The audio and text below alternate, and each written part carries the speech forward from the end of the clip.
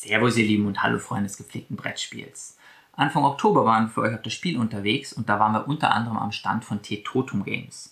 Die könntet ihr kennen von Age of Rome und die haben jetzt einen neuen Kickstarter am Start und zwar Restart. Das ist ein Zeitreise-Worker-Placement, wo ihr euch durch verschiedene Szenarien spielt und es gibt Multi-Use-Cards. Ist immer spannend. Und Antonius erklärt euch jetzt, wie das Spiel funktioniert. Viel Spaß dabei!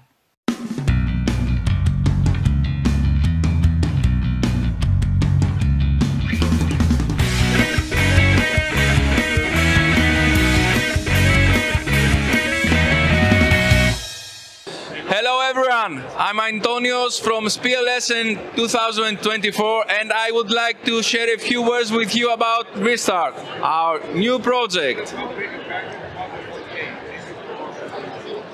We are a new company, Teetotum, and we have already published our first game, Age of Rome.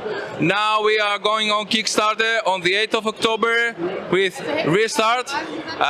Restart is let's say more of an innovative game in many ways. It's a competitive game, it's for 1 to 4 players. It's a game where we're trying to save the future. You're a time traveler coming back from a dystopian future where a pandemic virus has killing people, a very deadly virus. So you're trying to change the course of events and save your people, find the cure in time in many different ways. We play the game over 3 rounds and we take turns. Every turn is divided in 4 phases and there is this little white line here showcasing the phases. So the first phase, the second, the third and the fourth. In a few words, I don't want to charge you people, you can play cards into your mind. This is representing your mind. It's a device connected to your head and you try to create various combos. So you're placing a card and you are trying to gain points or extra actions for more powerful turns. On the second phase, you're interacting with a grid with these event cards and you are trying to change the course of events in order to create new patterns that will help your future survive. Whenever you're creating a pattern, you're gaining back those precious fragments of your mind that you lost as you time traveled and you're trying to focus again. So you're placing them here, activating new actions, making yourself more powerful for each turn. It's an engine building mechanic. Of course, you're getting points, those precious prosperity points that will help your future society prosper. At the third phase, you can activate these 2 actions, one of these 2, and these are associated with these dice. So you can move forward on a track on a board. This is the laboratory track where you are researching for the virus and the cure, but there is a catch. You cannot research both. You have to choose either the virus or finding the cure. And there are different sides in the dice, so only the yellow ones are successes for the virus and the failures are excluded. So you're losing your focus in the research and you gain only 2 steps. So you move only 2 steps here.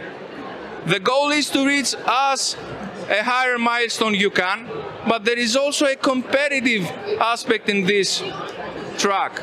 As you can see, there are points on any stage. We call them leader bonuses because the player that leads the track only gains them. So we are really pushing ahead so we can be the first player in each track. There are extra actions also you can activate on this phase so you can create more powerful combos, so you can roll the dice twice in each turn. Or you can even bury cards into your subconscious because there is something underneath here. And we think of it like of your subconscious instead of your consciousness.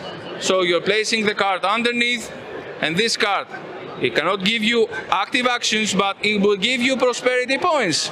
Remember, the person with the most prosperity points is the winner at the end of the game. Finally, there is the 4th phase of your turn where you're gaining precious resources, time, because obviously you are a time traveler and that's what you're spending when you're doing things. And extra cards so you can feed your engine more carefully. more or less this is the game. So at the end, we are counting points, but here is the plot twist. When you travel back to your future, thinking that you have saved everyone, well, let's think of it like a bad scenario in a science fiction movie. So here you are creating another dystopic future. This is an enemy dystopia, and this time you don't use the dice at all, and you have to influence senators in the Senate, trying to vote, trying to occupy these spaces on the Congress board with different powers, different abilities, different challenges this time. So all the mechanic changes a bit, about 40 or 50% of the game according to your playstyle.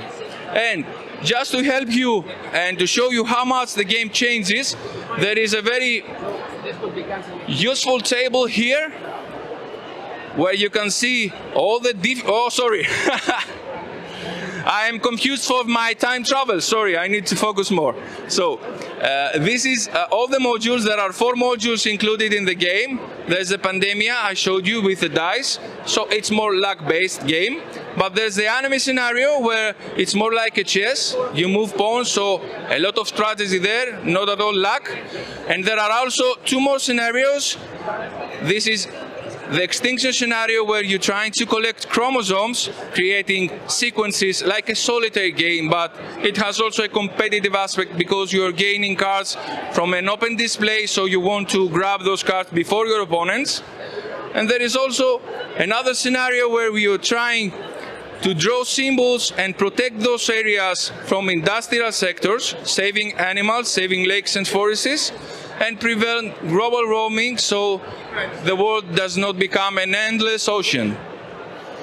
You can choose which scenario you want to play, or you can even combine all these scenarios in a season mode, as we call it, and you can play 4 or 5 consecutive games, and you can gather experience, but be careful, because as you move forward and you time travel a lot, you might have some troubles, you might suffer some side effects.